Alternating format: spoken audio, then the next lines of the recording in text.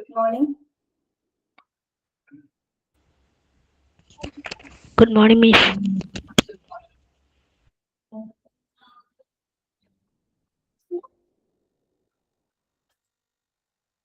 എല്ലാരും ചായയൊക്കെ കുടിച്ചാ? ഭക്ഷണമൊക്കെ കഴിഞ്ഞാ രാവിലത്തെ ബ്രേക്ക്ഫാസ്റ്റ് ഒക്കെ? കഴിച്ചല്ലേ? ഓക്കെ. പിന്നെ എല്ലാരും സുഖമായിട്ടിരിക്കുന്നില്ലേ?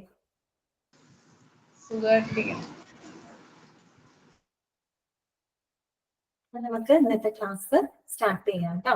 ടൈമിന് ക്ലാസ്സിൽ ജോയിൻ ചെയ്യാനായിട്ട് പോകുന്നവര് നേരത്തെ തന്നെ ടൈമിൽ കയറാനായിട്ട് നോക്കണം കേട്ടോ. കയറാൻ ഉദ്ദേശിക്കുന്നവര്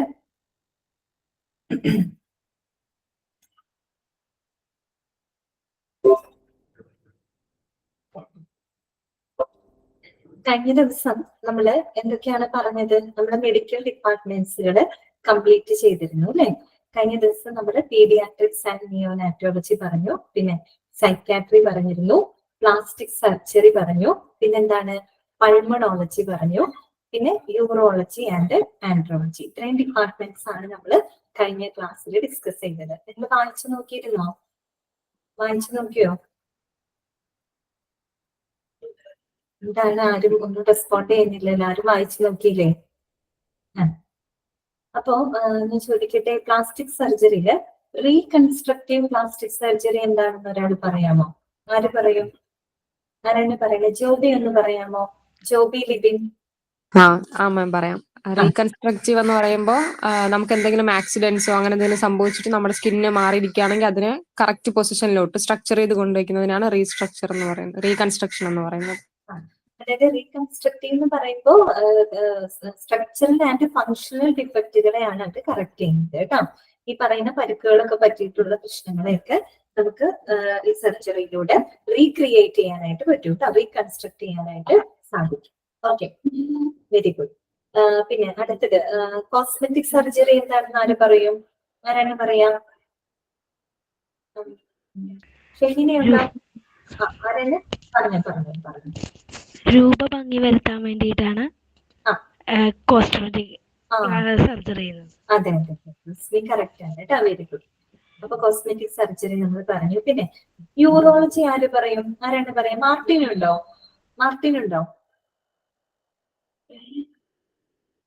മാർട്ടിൻ ഇല്ല.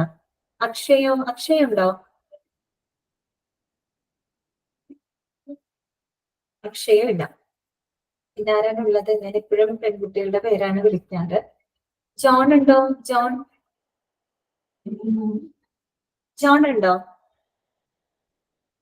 ഇല്ല. ഓക്കെ, ജോഷ്നി ഒന്ന് പറയാമോ? എന്താണ് യൂറോളജി എന്ന് പറയാമോ ജോഷ്നിക്ക്? യൂറോളജി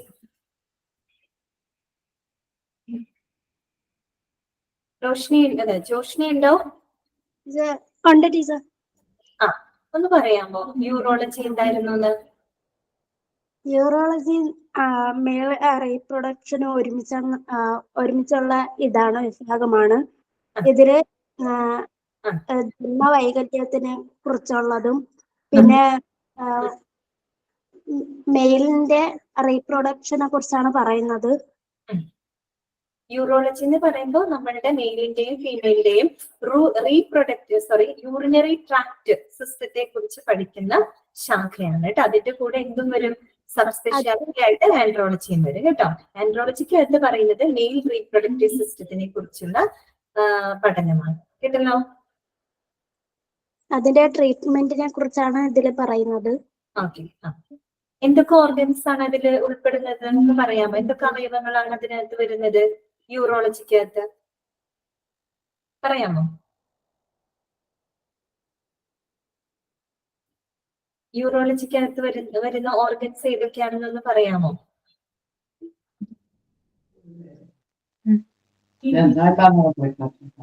എന്താണ്? ആരുമില്ല, പറയില്ല. ഞാൻ പറയാം മിസ്.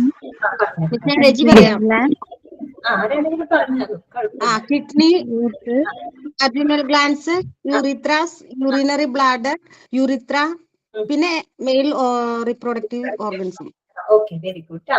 ജോഷ്നി റൈജി ഒക്കെ പറഞ്ഞത് കറക്റ്റ് ആണ് കേട്ടോ. Very good. അപ്പോ നിങ്ങൾ വായിക്കണം കേട്ടോ. ഞാൻ ക്ലാസ്സിൽ പറയുന്ന കാര്യങ്ങൾ നിങ്ങൾക്ക് മനസ്സിലാവുന്നുണ്ടല്ലോ അല്ലെ? ക്ലിയർ ആവുന്നില്ലേ? എന്തെങ്കിലും ക്ലാസ്സിൽ ക്ലിയർ ആവാതെ പോകുന്നുണ്ടോ? ഇല്ലെങ്കിൽ പറയണം കേട്ടോ. ഞാൻ ക്ലാസ്സിൽ പറയുന്ന കാര്യങ്ങള് നിങ്ങൾക്ക് മനസ്സിലാവുന്നില്ലെങ്കിൽ അപ്പൊ തന്നെ പറയണം കേട്ടോ. ഓക്കെ, ഇതേ രീതിയിൽ തന്നെ കണ്ടിന്യൂ ചെയ്താൽ പോരെ എന്നറിയാൻ വേണ്ടിയിട്ടാണ് തന്നെ ചോദിക്കുന്നത്. നിങ്ങൾ എന്തെങ്കിലും മാറ്റങ്ങൾ വരുത്തണോ എന്നറിയാൻ വേണ്ടിയിട്ടാണ് ഞാൻ ചോദിച്ചത് കേട്ടോ. ഓക്കെ, അപ്പൊ നമുക്ക് ഇന്നത്തെ ക്ലാസ് ക്ലിയർ ആണല്ലോ? വായിച്ചു നോക്കണം കേട്ടോ. നമ്മളിതിങ്ങനെ വായിക്കാതെ പോയി കഴിയുമ്പോൾ പിന്നെ നമ്മള് മറന്നു പോകും. ശരി, അപ്പൊ ഞാൻ ഓൾ മ്യൂട്ട് ചെയ്യാണ് കേട്ടോ. All mute കൊടുക്കാണേ.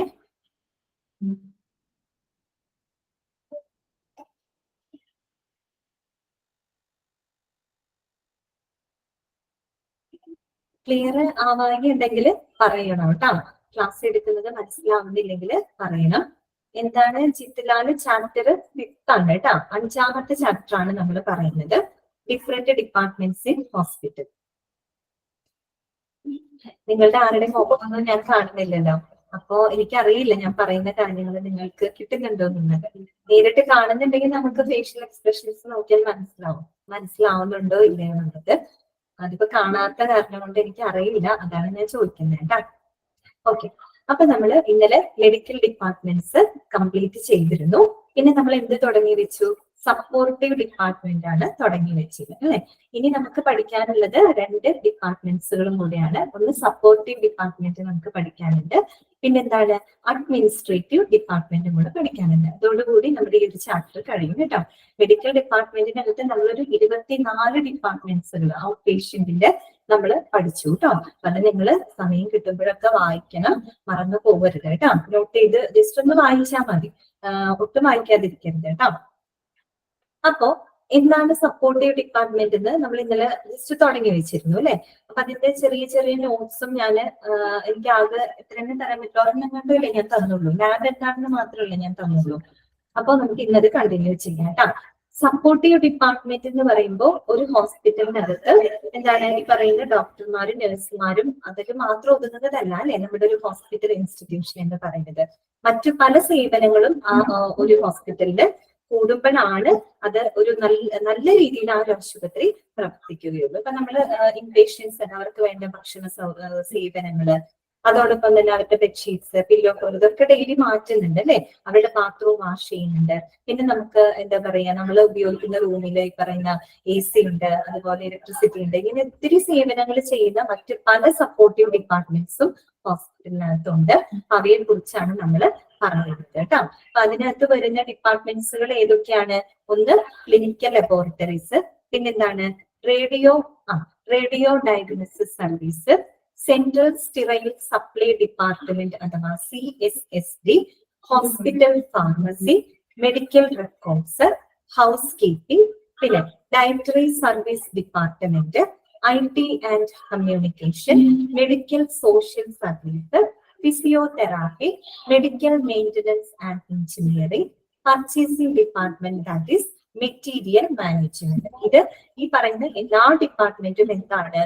ഒരു ഹോസ്പിറ്റലിന്റെ സപ്പോർട്ടീവ് ഡിപ്പാർട്ട്മെന്റ് ആണ് കേട്ടോ. ഹോസ്പിറ്റലിന്റെ സേവനങ്ങളെ പല രീതിയിൽ സപ്പോർട്ട് ചെയ്യുന്ന ഡിപ്പാർട്ട്മെന്റുകളാണ് ഈ പറയുന്നത്. ഓക്കെ, പിന്നെ നിങ്ങൾ കൃത്യമായിട്ട് മനസ്സിലാക്കി വെക്കണം കേട്ടോ. അപ്പൊ ഒരു ഡിപ്പാർട്ട്മെന്റ് കേട്ടാൽ അത് സപ്പോർട്ടീവ് ഡിപ്പാർട്ട്മെന്റ് ആണോ, അതോ മെഡിക്കൽ ഡിപ്പാർട്ട്മെന്റ് ആണോ, അഡ്മിനിസ്ട്രേറ്റീവ് ഡിപ്പാർട്ട്മെന്റ് ആണോ എന്ന് നമുക്ക് തിരിച്ചറിയാനായിട്ട് കഴിയണം.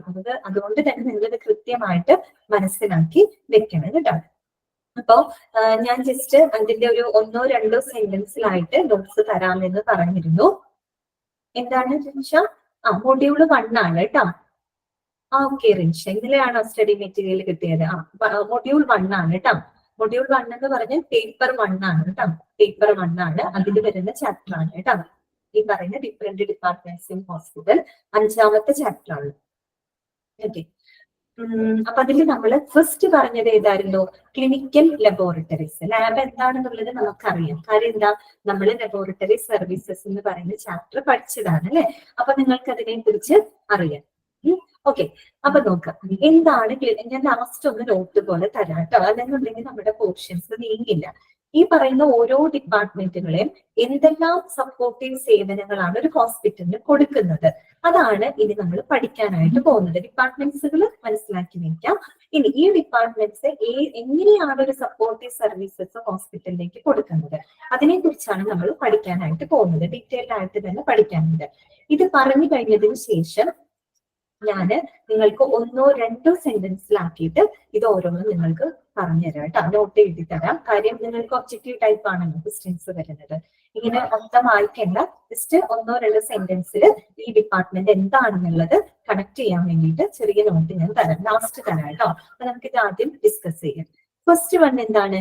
ക്ലിനിക്കൽ ലബോറട്ടറീസ് അല്ലെ. ക്ലിനിക്കൽ ലബോറട്ടറി എന്താണ്? ലാബ് തന്നെയാണ് അല്ലെ, ലബോറട്ടറി ആണ് ഉദ്ദേശിക്കുന്നത്. നമുക്ക് ഒരു ലാബ് എന്ന് പറയുമ്പോൾ അതിന്റെ പ്രാധാന്യം നമ്മൾക്കറിയാം. ഒരു ലാബ് ടെസ്റ്റിലൂടെയാണ് ഒരുവിധം ശരിക്കും പറഞ്ഞൊരു 70% അസുഖങ്ങളുടെ രോഗനിർണയം നടത്താനായിട്ട് സാധിക്കുന്നത് ഇത്തരത്തിലുള്ള ലാബ് ടെസ്റ്റുകളിലൂടെയാണ്. അങ്ങനെ ലാബ് ടെസ്റ്റുകളിലൂടെ ഡോക്ടർമാർക്ക് അറിയാൻ പറ്റും എന്ത് രോഗമാണ്. പിന്നെ അതിനനുസരിച്ച് അവർക്ക് ട്രീറ്റ്മെന്റ് നിശ്ചയിക്കാനും മറ്റുള്ള ഈ പേഷ്യൻസിനെ മാനേജ് ചെയ്യാനൊക്കെ ആയിട്ട് സാധിക്കും. അല്ലെ, ആ രീതിയിലാണ് ഒരു ലാബ് എന്തിനു സപ്പോർട്ട് ചെയ്യുന്നത്? ഹോസ്പിറ്റലിനെ സപ്പോർട്ട് ചെയ്യുന്നത്. അത്രയും തന്നെയുള്ള പോയിന്റ്സ് എവിടെ പറയുന്നുള്ളൂ, നമുക്ക് വായിക്കാം കേട്ടോ. Clinical laboratories. The primary function of a clinical laboratory is to perform lab tests in the 6 main fields of bacteriology, biochemistry, histology, serology, hematology and cytology. അപ്പോ ഒരു ക്ലിനിക്കൽ ലബോറട്ടറിയുടെ പ്രൈമറി ഫംഗ്ഷൻ എന്ന് പറയുന്നത് എന്താണ്? അതൊരു സപ്പോർട്ടീവ് ഡിപ്പാർട്ട്മെന്റ് ആണ്. അത് അവരുടെ primary function എന്ന് പറയുന്നത് എന്താണ്? ഈ പറയുന്ന 6 ഫീൽഡുകൾ. ഏതൊക്കെയാണ് 6 ഫീൽഡ് എന്ന് പറയുന്നത്? ഒന്ന് ബാക്ടീരിയോളജി അല്ലെ, ബാക്ടീരിയോളജി. രണ്ടാമത്തത് ബയോ കെമിസ്ട്രി. പിന്നെന്താണ്? Histology, serology, haematology and cytology എന്നിങ്ങനെയുള്ള 6 മേഖലകളിൽ എന്ത് ചെയ്യണം? ലാബ് പരിശോധനകൾ നടത്തുക എന്നുള്ളതാണ് ഒരു ക്ലിനിക്കൽ ലബോറട്ടറിയുടെ പ്രൈമറി ഫംഗ്ഷൻ എന്ന് പറയുന്നത്. ഇത് ഞാൻ ഓരോന്നും നിങ്ങൾക്ക് എന്താണെന്നുള്ളത് ലബോറട്ടറി സർവീസിനകത്ത് പറഞ്ഞു തന്നിരുന്നു. ജസ്റ്റ് നിങ്ങൾ നോട്ട് ചെയ്ത് വെച്ചിട്ടുണ്ടായിരിക്കും.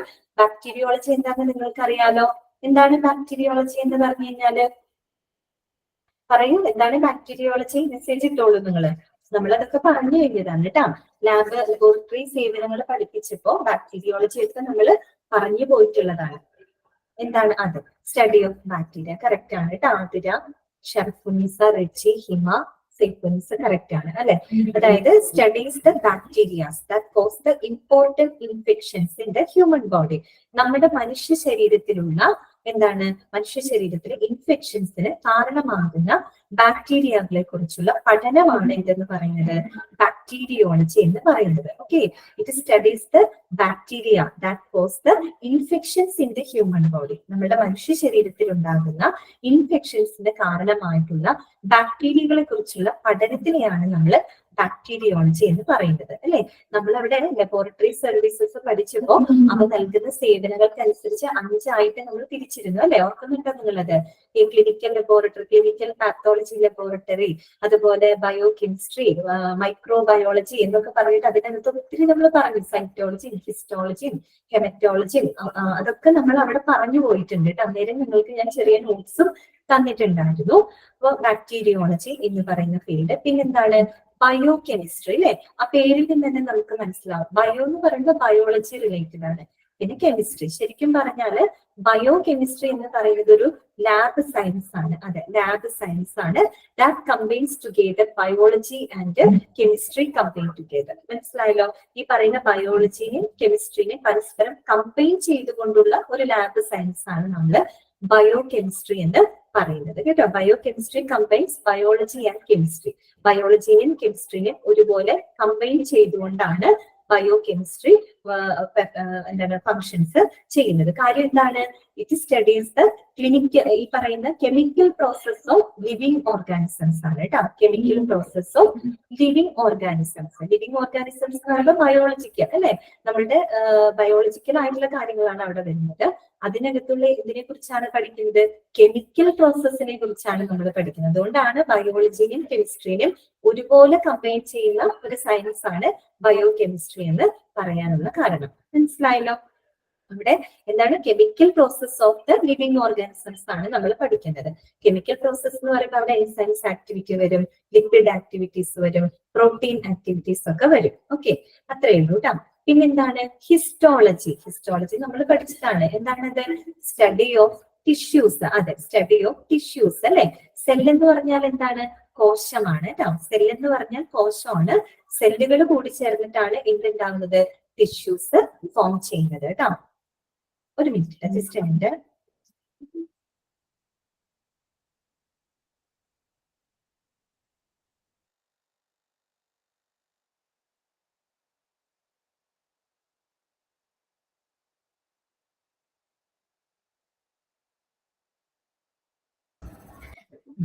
നമ്മൾ പറഞ്ഞത് ഏതായിരുന്നു? ഹിസ്റ്റോളജി അല്ലെ, സ്റ്റഡി ഓഫ് ടിഷ്യൂസ് ആണ്. നമ്മൾ അവിടെ പറഞ്ഞു സ്റ്റഡി ഓഫ് ഡിസീസ്ഡ് ആയിട്ടുള്ള ടിഷ്യൂസിനെ കുറിച്ച് പഠിക്കുന്നു. എക്സാമ്പിൾ ആയിട്ട് നമ്മൾ അവിടെ ലെപ്രസി ഒക്കെയാണെന്ന് പറഞ്ഞത് അല്ലെ, കുഷ്ഠരോഗം ഒക്കെയാണ് പറഞ്ഞത്. അപ്പൊ ആ ഒരു ഫീൽഡും പിന്നെ എന്താ പറഞ്ഞത്? സെറോളജി അല്ലെ. സെറോളജി എന്ന് പറഞ്ഞാൽ എന്താണ്? It is the study of the blood serum അല്ലെ. സെറം അല്ലെ, ബ്ലഡിലെ സെറത്തെ കുറിച്ചുള്ള പഠനമാണ്. ആൻഡ് ഇറ്റ് എന്താണ്? Used to identify the special antibodies in the blood അല്ലെ. ബ്ലഡിലുള്ള സ്പെഷ്യൽ ആന്റിബോഡീസിനെ കുറിച്ച് പഠിക്കാനായിട്ടാണ് ആ ഒരു ഫീൽഡ് സഹായിക്കുന്നത് അല്ലെ. നമ്മൾ അന്ന് പറഞ്ഞിരുന്നു ബ്ലഡ് സെറമാണ് കേട്ടോ. സെറം സെറം എന്ന് പറഞ്ഞാൽ ക്ലിയർ ലിക്വിഡ് ആണ് കേട്ടോ. ബ്ലഡിൽ നിന്ന് ഈ പറയുന്ന ബ്ലഡ് ക്ലോട്ട് ആയതിനു ശേഷമുള്ള ആ ഒരു ക്ലിയർ ലിക്വിഡിനെയാണ് നമ്മൾ സെറം എന്ന് പറയുന്നത് കേട്ടോ.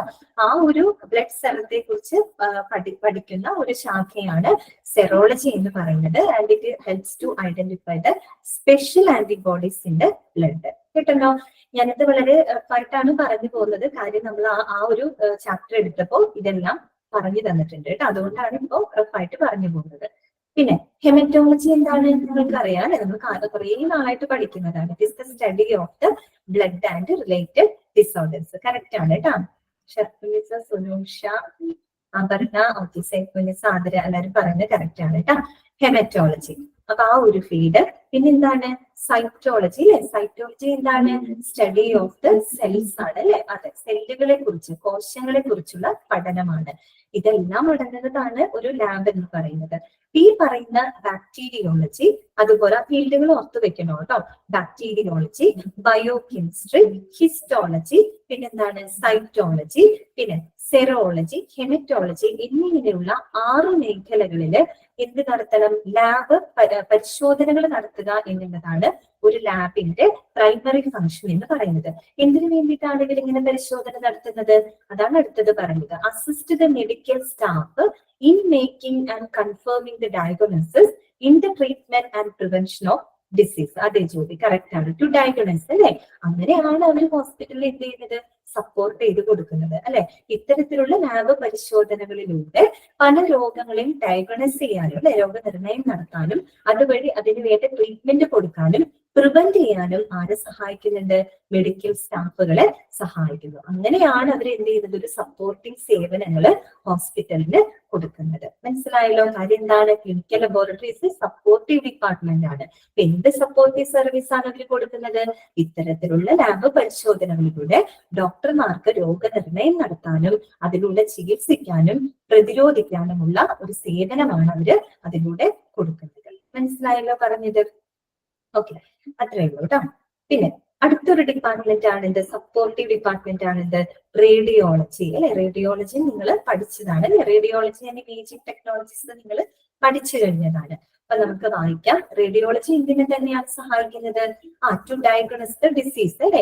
ഈ പറയുന്ന രോഗനിർണയത്തിന് വേണ്ടി തന്നെയാണ് റേഡിയോളജി ഉപയോഗിക്കുന്നത്. പക്ഷെ എന്താണ്? അവരെങ്ങനെയാണ്? ഇമേജിംഗ് ടെക്നോളജീസിലൂടെ അല്ലെങ്കിൽ ഇമേജിങ്ങിലൂടെയാണ് അവർ രോഗനിർണയത്തിന് ഹെൽപ്പ് ചെയ്യുന്നതെന്ന് മാത്രം. അപ്പൊ ലാബ്, നമ്മുടെ ലാബാണെങ്കിൽ ലാബ് പരിശോധനകളിലൂടെ ഈ പറയുന്ന നമ്മുടെ ബയോളജിക്കൽ സ്പെസിമെൻസ് അല്ലെ, ബ്ലഡ് ആവാം, യൂറിൻ ആവാം, സെറം ആവാം, സ്പ്യൂട്ടം ആവാം, അങ്ങനെയുള്ള ബയോളജിക്കൽ അഥവാ ക്ലിനിക്കൽ സ്പെസിമെൻസിലൂടെ പരിശോധന നടത്തിക്കൊണ്ട് രോഗനിർണയത്തിന് സഹായിക്കുമ്പോൾ റേഡിയോളജി ഡിപ്പാർട്ട്മെന്റ് എങ്ങനെയാണ് സപ്പോർട്ട് ചെയ്യുന്നത്? അവര് ഇമേജിംഗ് ടെക്നോളജീസിലൂടെ അല്ലെ, ഇമേജിങ്ങിലൂടെ രോഗനിർണയം നടത്താനായിട്ട് സഹായിക്കും. അപ്പൊ രണ്ടുപേരും രണ്ട് കൂട്ടരും രണ്ട് രീതിയിലാണ് സപ്പോർട്ട് ചെയ്യുന്നതിനുള്ളത് മനസ്സിലാക്കി വെക്കാം. ഓക്കെ, അപ്പൊ റേഡിയോളജി എന്താണെന്ന് നോക്കാം.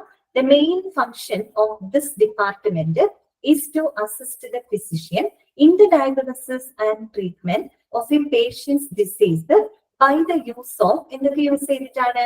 റേഡിയോഗ്രാഫി, പിന്നെ എന്താണ്? ഫ്ലൂറോസ്കോപ്പി, പിന്നെ സേഫ്റ്റ് കറക്റ്റ് ആണ് കേട്ടോ. Imaging technology by using radiation correct ആണ് കേട്ടോ. ഫ്ലൂറോസ്കോപ്പി, പിന്നെ എന്താണ്? Radio isotopes and high voltage acceleration. അപ്പൊ എങ്ങനെയാണ് റേഡിയോളജി ഡിപ്പാർട്ട്മെന്റ് ഒരു സപ്പോർട്ടിംഗ് സർവീസ് അവർ പ്രൊവൈഡ് ചെയ്യുന്നത്? എങ്ങനെയാണ്? ഇത്തരത്തിലുള്ള റേഡിയേഷനിലൂടെ അല്ലെ, റേഡിയേഷൻ ഇപ്പൊ നമ്മൾ പഠിച്ചതാണ്. എക്സ്റേസ്, CT സ്കാന്, ഇതൊക്കെ നമ്മൾ പഠിച്ചു കഴിഞ്ഞതല്ലേ. എക്സ്റേ, CT സ്കാന്, അതുപോലെ തന്നെ MRI സ്കാനുകള്, ഇതൊക്കെ നിങ്ങൾ പഠിച്ചതാണ്. അപ്പൊ ഇത്തരത്തിലുള്ള ഇമേജിംഗ് ടെക്നിക്കുകളിലൂടെ പിന്നെ എന്താണ്? ഫ്ലൂറോസ്കോപ്പി അല്ലെ. ഫ്ലൂറോസ്കോപ്പി നിങ്ങൾ പഠിച്ചതാണോ? ഫ്ലൂറോസ്കോപ്പി ആ ഒരു ചാപ്റ്ററിനകത്ത് വന്നതാണോ? അറിയാമോ? ഫ്ലൂറോസ്കോപ്പി വന്നിട്ടില്ല അല്ലെ. ഫ്ലൂറോസ്കോപ്പി എന്ന് അതിനകത്തില്ലായിരുന്നു, ആ ചാപ്റ്ററിനകത്ത് വന്നിട്ടില്ല. ഓക്കെ. ഫ്ലൂറോസ്കോപ്പി എന്ന് പറഞ്ഞു കഴിഞ്ഞാല് നമ്മളുടെ ശരീരത്തിനകത്തുള്ള ഇന്റേണൽ ഓർഗൻസ് ഉണ്ടല്ലോ, ആ ഒരു ഇന്റേണൽ ഓർഗൻസിന്റെ ലൈവ് ആയിട്ടുള്ള, അതായത് എന്താ പറയുക, തത്സമയമുള്ള ചലിക്കുന്ന ചിത്രങ്ങള്, ചലിക്കുന്ന ഇമേജുകള് എന്താണ് ലഭിക്കുന്നതിന് വേണ്ടിയിട്ട് എക്സ്റേസ് ഉപയോഗിക്കുന്ന ഒരു എന്താ പറയാ ഒരു ഇമേജിംഗ് ടെക്നോളജിയാണ് ഫ്ലൂറോസ്കോപ്പി എന്ന് പറയുന്നത്. അതെ സിയ, കറക്റ്റ് ആണ്. മൂവിംഗ് ബോഡി സ്ട്രക്ചേഴ്സ്, അത് തന്നെ. അതായത് നമ്മുടെ ഇന്റേണൽ ഓർഗൻസിന്റെ ചലിക്കുന്ന അല്ലെങ്കിൽ മൂവ് ആയിട്ടുള്ള ചലിക്കുന്ന ചിത്രങ്ങള് അല്ലെങ്കിൽ അങ്ങനെയുള്ള ഇമേജസ് ലഭിക്കുന്നതിന് വേണ്ടിയിട്ട് എക്സ്റേസ് ഉപയോഗിക്കുന്ന ഒരു സംവിധാനമാണ് ഫ്ലൂറോസ്കോപ്പി എന്ന് പറയുന്നത്. അപ്പൊ നമുക്കത് സ്ക്രീനിൽ എങ്ങനെയാ കാണുന്നത്? ഈ പറയുന്ന മൂവ് ചെയ്തുകൊണ്ട് നമുക്ക് കാണാനായിട്ട് സാധിക്കും. മറ്റേ എക്സ്റേ അല്ലെങ്കിൽ CT സ്കാൻ, MRI സ്കാൻ എന്ന് പറയുമ്പോൾ നമുക്കൊരു ചലിക്കുന്ന ചിത്രമായിട്ടല്ലല്ലോ അത് കിട്ടുന്നത്. പക്ഷെ ഫ്ലൂറോസ്കോപ്പിക്കകത്ത് അങ്ങനെയല്ല. ആ സ്ക്രീനിനകത്ത് നമുക്ക് എന്താണ് ചലിക്കുന്ന ചിത്രങ്ങളായിട്ട് കാണാൻ തത്സമയം, അതായത് ലൈവ് ആയിട്ട് തന്നെ നമുക്ക് കാണാനായിട്ട് സാധിക്കും. അതിന് വേണ്ടിയിട്ട് എക്സ്റേസ് തന്നെയാണ് അതിലവിടെ ഉപയോഗിക്കുന്നത് കേട്ടോ. ആ ഒരു സംവിധാനമാണ് ഫ്ലൂറോസ്കോപ്പി എന്ന് പറയുന്നത്. മനസ്സിലായോ ഞാൻ പറഞ്ഞത്? ഫ്ലൂറോസ്കോപ്പി ക്ലിയർ അല്ലേ? ഓക്കെ. വേറെ ഒന്നുമില്ല, എക്സ്റേസ് തന്നെയാണ് ഉപയോഗിക്കുന്നത്. പക്ഷെ എക്സ്റേകൾ ഉപയോഗിച്ചുകൊണ്ട് തത്സമയം ചലിക്കുന്ന ഇമേജസ് ലഭിക്കുന്നതിന് വേണ്ടിയിട്ട് ഉപയോഗിക്കുന്ന ഒരു സംവിധാനം, that is called fluoroscopy. Clear? പിന്നെ അടുത്തത് എന്താണ്? Radio isotopes. അത് നമ്മൾ കഴിഞ്ഞ ഡിപ്പാർട്ട്മെന്റ്സ് പഠിച്ചപ്പോ ന്യൂക്ലിയർ മെഡിസിൻ അടുത്ത് പറഞ്ഞിരുന്നു അല്ലെ. ഇത്തരത്തിലുള്ള റേഡിയോ ഐസോട്ടോപ്സ് ആണ് ഒരു ഇമേജിംഗ് ടെക്നോളജിയാണ് അല്ലെ. ഇമേജിംഗ് ടെസ്റ്റ് നമ്മൾ അതിനകത്ത് സ്പെക്ട് ഒക്കെ പഠിച്ചത് ഓർമ്മയുണ്ടോ? മറ്റെന്താണ്? Single photon emission computed tomography, അതുപോലെ പോസിട്രോൺ എമിഷൻ ടോമോഗ്രഫി, അതൊക്കെ നമ്മൾ പഠിച്ചിരുന്നു അല്ലെ. അവിടെ എന്താ ഉപയോഗിക്കുന്നത്? റേഡിയോ ഐസോട്ടോപ്സ് ആണ് യൂസ് ചെയ്യുന്നത് അല്ലെ. അത് നമ്മുടെ ബോഡിയിലേക്ക് ത്രൂ ഇഞ്ചക്ഷനിലൂടെ ഇൻസേർട്ട് ചെയ്തതിന് ശേഷം എന്താണ് സ്പെഷ്യൽ ക്യാമറകൾ ഉപയോഗിച്ചിട്ട് അത് ട്രാക്ക് ചെയ്യും അല്ലെ. ആ ക്യാമറ എന്ത് ചെയ്യും? അവിടുത്തെ ഇമേജസിനെ ക്യാപ്ചർ ചെയ്തിട്ട് സ്ക്രീനിലേക്ക് കൊടുക്കുകയാണ് ചെയ്യുന്നത്. അപ്പൊ അതും എന്താണ്? ഒരു ഇമേജിംഗ് ടെസ്റ്റ് ആണ് അല്ലെങ്കിൽ ഒരു ഇമേജിംഗ് ടെക്നോളജിയാണ്. അത്തരത്തിലുള്ള റേഡിയോ ഐസോട്ടോപ്സ്. പിന്നെ എന്താ പറയുന്നത്? ഹൈ വോൾട്ടേജ് ആക്സിലറേഷൻ അല്ലെ. ഹൈ വോൾട്ടേജ് ആക്സിലറേഷൻ എന്ന് പറഞ്ഞാൽ എന്താണ്? ആക്സിലറേറ്റ് ചെയ്യാന്ന് പറഞ്ഞാൽ എന്താണ് ശരിക്കും? ഫിസിക്സിൽ നമ്മൾ പറയും ത്വരണം എന്നൊക്കെയാണ് പറയാ. ആക്സിലറേറ്റ് ചെയ്യാന്ന് വെച്ചാൽ ത്വരിതപ്പെടുത്തുക എന്നുള്ള അർത്ഥമാണ്. ഹൈ വോൾട്ടേജ് ആക്സിലറേഷൻ ആണ് സാധാരണ ഇവിടെ യൂസ് ചെയ്യുന്നത്, റേഡിയോളജിയിൽ യൂസ് ചെയ്യുന്നത്. എന്തിനു വേണ്ടിയിട്ടാണെന്നറിയോ? To generate the X-rays generate ചെയ്യുന്നതിന് വേണ്ടിയിട്ടാണ്. എങ്ങനെയാണ്? ബൈ ആക്സിലറേറ്റിംഗ് ദ ഇലക്ട്രോൺസ് കേട്ടോ. By accelerating the electrons across the X-ray tube. അതായത് ഈ എക്സ്റേ ട്യൂബിലൂടെ ഇലക്ട്രോൺസിന്റെ മൂവ്മെന്റ്സ് ഉണ്ടാവും. ആ ഇലക്ട്രോൺസിനെ പരമാവധി എന്താണ് അത്രയും തീവ്രമായിട്ട് ആക്സിലറേറ്റ് ചെയ്ത് വിടുകയാണ്. അങ്ങനെ ആക്സിലറേറ്റ് ചെയ്ത് വിട്ടാൽ മാത്രമാണ് ഒരു ഹൈ എനർജി എക്സ്റേസിനെ പുറത്തേക്ക് എമിറ്റ് ചെയ്യാനായിട്ട് സാധിക്കുള്ളൂ. മനസ്സിലായി? അപ്പൊ ഹൈ വോൾട്ടേജോട് കൂടിയിട്ടുള്ള ആക്സിലറേഷൻ ആണ് അവിടെ ഉപയോഗിക്കുന്നത്. അത്രയും ഭയങ്കര ആക്സിലറേഷൻ ഇലക്ട്രോൺസിന് കൊടുക്കുമ്പോൾ ഈ പറയുന്ന നല്ല തീവ്രതയുള്ള എക്സ്റേസ് പുറത്തേക്ക് എമിറ്റ് ചെയ്യപ്പെടുകയാണ് ചെയ്യുന്നത്. അങ്ങനെ ഇൻ ഓർഡർ ടു ജനറേറ്റ് എന്താണ് എക്സ്റേസ് ജനറേറ്റ് ചെയ്യുന്നതിന് വേണ്ടിയിട്ട് നമ്മൾ യൂസ് ചെയ്യുന്നതാണ് ഹൈ വോൾട്ടേജ് ആക്സിലറേഷൻ എന്ന് പറയുന്നത്. മനസ്സിലായല്ലോ? അപ്പൊ ഇങ്ങനെയുള്ള റേഡിയോളജി, അതുപോലെ തന്നെ fluoroscopy, radio isotopes, high voltage acceleration ഒക്കെ ഉപയോഗിച്ചുകൊണ്ട് രോഗനിർണയം നടത്താനായിട്ട് അല്ലെ, രോഗനിർണയം മാത്രമല്ല ട്രീറ്റ്മെന്റും പ്രിവെൻഷനും ഒക്കെ നടത്താനായിട്ട് സഹായിക്കുന്ന ഒരു സപ്പോർട്ടിംഗ് ഡിപ്പാർട്ട്മെന്റ് ആണ് റേഡിയോളജി എന്ന് പറയുന്നത്. അപ്പൊ മനസ്സിലായല്ലോ അവർ ഏത് രീതിയിലാണ് ഹോസ്പിറ്റലിനെ സപ്പോർട്ട് ചെയ്യുന്നത് എന്നുള്ളത് ക്ലിയർ ആയല്ലോ. അപ്പൊ നമ്മൾ രണ്ടെണ്ണം പറഞ്ഞു കേട്ടോ. ഒന്ന് ക്ലിനിക്കൽ ലബോറട്ടറി നമ്മൾ പറഞ്ഞു, അതിൽ ലാബ് പരിശോധനയിലൂടെ അവിടുത്തെ മെഡിക്കൽ സ്റ്റാഫിനെ രോഗനിർണയം നടത്താൻ സഹായിക്കുമ്പോൾ റേഡിയോളജി ഡിപ്പാർട്ട്മെന്റ് ഇത്തരത്തിലുള്ള ഇമേജിംഗ് മെത്തേഡ്സിലൂടെ രോഗനിർണയം നടത്താനായിട്ട് മെഡിക്കൽ സ്റ്റാഫിനെ സഹായിക്കും. അപ്പൊ ആ രീതിയിലാണ് അവർ സപ്പോർട്ട് ചെയ്യുന്നത്. ക്ലിയർ ആണല്ലോ? ഇനി ഇതിനകത്ത് കുറച്ചും കൂടെ പോയിന്റ്സ് നമുക്ക് പറയാനുണ്ട് റേഡിയോളജിയില്. ഇവിടെയൊക്കെ പറഞ്ഞിട്ട് ക്ലിയർ അല്ലേ? ഫ്ലൂറോസ്കോപ്പി മനസ്സിലായല്ലോ, radio isotopes, high voltage acceleration ഒക്കെ നിങ്ങൾക്ക് ക്ലിയർ ആയെന്ന് വിചാരിക്കുന്നു കേട്ടോ. ദ വാരിയസ് ഡയഗ്നോസ്റ്റിക് എക്യുപ്മെന്റ്സ് ആണ്. ഇനി ഈ പറയുന്ന റേഡിയോളജിയിൽ ഉപയോഗിക്കുന്ന എക്യുപ്മെന്റ്സുകൾ എന്തെല്ലാമാണ്? അതും കുറെയൊക്കെ നിങ്ങൾക്ക് അറിയാം അല്ലെ, നിങ്ങൾ പഠിച്ചിട്ടുള്ളതാണ്. ഏതൊക്കെയാണ്? ഒന്ന് എക്സ്റേ മെഷീൻ, പിന്നെന്താണ് CT സ്കാൻ മെഷീൻ അല്ലെ. CT എന്താണ്? കമ്പ്യൂട്ടർ ടോമോഗ്രഫി അല്ലെ, computer tomography, CT scan machine. പിന്നെന്താണ്? MRI മെഷീൻ അല്ലെ, മാഗ്നറ്റിക് റെസൊണൻസ് ഇൻഡക്ഷൻ. ആ ഒരു മെഷീൻ ഉണ്ട്. ഇൻഡക്ഷൻ സോറി കേട്ടോ, ഇമേജിംഗ് ആണ് കേട്ടോ. ഇൻഡക്ഷൻ എന്ന് പറയുമ്പോൾ പെട്ടെന്ന് ഫിസിക്സ് ഓർത്തുപോയി. MRI machine. പിന്നെന്താണ്? Echocardiogram. എന്താണ് എക്കോ കാർഡിയോഗ്രാം? എക്കോ ടെസ്റ്റ് എന്ന് നിങ്ങൾ കേട്ടിട്ടില്ലേ? എന്തിനു വേണ്ടിയിട്ടാണ്? ECG അല്ല കേട്ടോ, അത് ഇലക്ട്രോ കാർഡിയോഗ്രാം ആണ്. ഇത് എക്കോ ആണ് കേട്ടോ, എക്കോ കാർഡിയോഗ്രാം ആണ്. അവിടെ നമ്മൾ യൂസ് ചെയ്യുന്നത് എന്താണ്? എക്കോ നമ്മൾ പഠിച്ചതല്ലേ, ആ ഒരു ചാപ്റ്ററിനകത്ത് വരുന്നില്ലേ? റേഡിയോളജിക്കകത്ത് എക്കോ വരുന്നില്ലേ? എക്കോ ടെസ്റ്റ് ഹാർട്ട് ഫങ്ഷൻസ് അറിയാൻ വേണ്ടിയിട്ട് കറക്റ്റ് ആണ് കേട്ടോ. അതായത് നമ്മുടെ അൾട്രാസൗണ്ട് തരംഗങ്ങൾ ഉപയോഗിച്ചിട്ട്, അൾട്രാസൗണ്ട് തരംഗങ്ങളുടെ ഡോപ്ലർ ഇഫക്റ്റ് യൂസ് ചെയ്തുകൊണ്ട് ഹൃദ്രോഗ പരിശോധന നടത്തുന്ന ഒരു സംവിധാനമാണ് എക്കോ കാർഡിയോഗ്രാം എന്ന് പറയുന്നത്. അതെ, ഹാർട്ട് ഫങ്ഷൻസ് അറിയാനായിട്ട് അവിടെ എന്താ യൂസ് ചെയ്യുന്നത്? അൾട്രാസൗണ്ട് കേട്ടോ, അൾട്രാസൗണ്ട് തരംഗങ്ങളുടെ ഡോപ്ലർ പ്രഭാവം ഉപയോഗിച്ചുകൊണ്ട് എന്താണ് ഹൃദ്രോഗ പരിശോധന നടത്തുന്ന ഒരു സംവിധാനമാണ് എക്കോ കാർഡിയോഗ്രാം, അഥവാ നമ്മൾ സിമ്പിൾ ആയിട്ട് എക്കോ ടെസ്റ്റ് എന്നാണ് നമ്മൾ പറയുക കേട്ടോ. എക്കോ ടെസ്റ്റ്, അൾട്രാസൗണ്ട് എന്ന് പറഞ്ഞാൽ നിങ്ങൾക്ക് അറിയാലോ, അൾട്രാസൗണ്ട് സ്കാനിംഗ് എന്നൊക്കെ കേട്ടിട്ടില്ലേ? ഒരു തരം സൗണ്ട് തന്നെയാണ്, സൗണ്ട് വേവ്സ് ആണ് കേട്ടോ. പിന്നെ എന്താണ്? അൾട്രയാണെന്ന് മാത്രം. അതായത് നമ്മൾക്ക് കേൾക്കുന്ന പരിധിയിൽ അപ്പുറത്തേക്ക് ഫ്രീക്വൻസി ഉള്ള സൗണ്ടുകളാണ്. നമുക്കൊരു 20 ഹെഡ്സ് തൊട്ട് 20,000 ഹെഡ്സ് വരെയുള്ള ആ ഒരു ഫ്രീക്വൻസിയിലുള്ള സൗണ്ട് മാത്രമാണ് നമ്മൾക്ക് മനുഷ്യർക്ക് കേൾക്കാനായിട്ട് സാധിക്കുള്ളൂ. ഈ പറയുന്ന 20 ഹെഡ്സിന്റെ താഴെ പോയാലും 20,000 ഹെഡ്സിന്റെ മുകളിൽ പോയാലും ആ ശബ്ദം ഒന്നും നമുക്ക് കേൾക്കാനായിട്ട് സാധിക്കില്ല. അപ്പൊ ഈ അൾട്രാസൗണ്ട് എന്ന് പറയുമ്പോൾ 20,000 ഹെഡ്സിന് മുകളിലേക്ക് ഫ്രീക്വൻസി ഉള്ള സൗണ്ട് വേവ്സ് ആണ് കേട്ടോ. അപ്പൊ ഇത്തരത്തിലുള്ള അൾട്രാസൗണ്ട് വേവ്സിന്റെ ഡോപ്ലർ പ്രഭാവം, ഡോപ്ലർ ഇവിടെ വരുന്നുണ്ട്. ഡോപ്ലർ ഇഫക്റ്റ് എന്താണെന്ന് അറിയാമോ? വളരെ സിമ്പിൾ ആണ്. അതായത് ഈ പറയുന്ന സൗണ്ട് വരുന്ന സോഴ്സ് ഉണ്ടല്ലോ, സൗണ്ട് വരുന്ന സോഴ്സും സൗണ്ട് കേൾക്കുന്ന ആളും തമ്മിലുള്ള ആ ഒരു എന്താ പറയാ റിലേറ്റീവ് ചലനത്തിനെ അടിസ്ഥാനമാക്കിയിട്ട് വരുന്ന സൗണ്ടിലുള്ള വേരിയേഷൻ ആണ്. നിങ്ങൾക്ക് മനസ്സിലായിട്ടുണ്ടാവില്ല. ഒരു എക്സാമ്പിൾ പറയാനായിട്ട് ഞാനിവിടെ ഇരിക്കുന്നുണ്ട്, എന്റെ തൊട്ടടുത്തൊരു ഫാൻ കറങ്ങുന്നുണ്ട്. ഈ ഫാന്റെ തൊട്ടടുത്താണ് ഞാൻ ഇരിക്കുന്നത്. ഈ ഫാന്റെ സൗണ്ട് എനിക്ക് ശരിക്കും കേൾക്കാൻ പറ്റും, ഞാൻ അടുത്തിരിക്കുന്നതുകൊണ്ട്. ഇനി ഞാൻ കുറച്ച് നീങ്ങിയിട്ടാണ് ഇരിക്കണേന്ന് വിചാരിക്കുക, അപ്പൊ എനിക്ക് ഈ സൗണ്ട് ഇവിടെ കേൾക്കുന്ന പോലെ കേൾക്കൂ. കുറച്ചും കൂടെ തീവ്രത കുറഞ്ഞല്ലേ എനിക്ക് കേൾക്കാൻ പറ്റുള്ളൂ. അപ്പൊ എന്താ ഇവിടെ സംഭവിച്ചത്? ഞാനും ഈ ഫാനും തമ്മിലുള്ള ആ ഒരു ഡിസ്റ്റൻസിൽ ചെറിയൊരു വ്യത്യാസം വരുമ്പോൾ സൗണ്ടിലും വാരിയേഷൻ വരുന്നുണ്ട് ഇല്ലേ? അപ്പൊ ഞാൻ അകലെ ഇരുന്നു, ഈ ഫാനിനെ കുറച്ച് അടുത്തേക്ക് കൊണ്ടുവരികയാണെങ്കിൽ എനിക്ക് കുറച്ചും കൂടി സൗണ്ട് കേൾക്കാൻ പറ്റും. അതെ, അപ്പൊ ആ ഒരു ആപേക്ഷിക ചലനത്തിലുള്ള വ്യത്യാസം മൂലം സൗണ്ടിൽ ഉണ്ടാകുന്ന വ്യതിയാനം കേട്ടോ, അതിനെയാണ് നമ്മൾ ഡോപ്ലർ പ്രഭാവം എന്ന് പറയുന്നത്. അപ്പൊ അൾട്രാസൗണ്ട് വേവ്സിന്റെ ഡോപ്ലർ ഇഫക്റ്റ് യൂസ് ചെയ്തുകൊണ്ട് ഹൃദ്രോഗ പരിശോധന ചെയ്യുന്ന ഒരു സംവിധാനമാണ് എക്കോ കാർഡിയോഗ്രാം എന്ന് പറയുന്നത് കേട്ടോ. ക്ലിയർ ആയല്ലോ എക്കോ ടെസ്റ്റ് എന്താണെന്നുള്ളത്?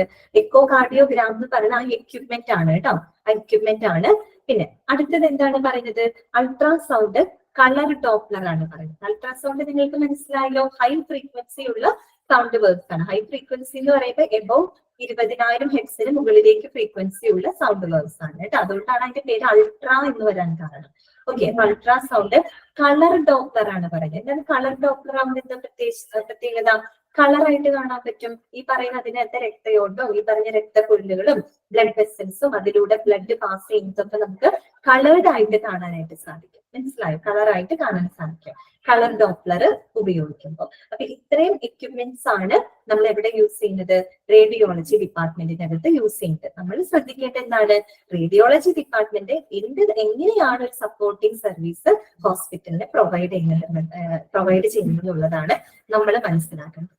ക്ലിയർ ആണോ ഞാൻ ഇവിടെ വരെ പറഞ്ഞത്? മനസ്സിലായോ നിങ്ങൾക്ക്? മനസ്സിലാകുന്നുണ്ടോ? ഓക്കെ അല്ലേ? ഞാൻ ഇടയ്ക്ക് ചോദിക്കുന്നത് നിങ്ങൾക്ക് ക്ലിയർ ആവുന്നുണ്ടോ എന്ന് അറിയാനാണ് കേട്ടോ.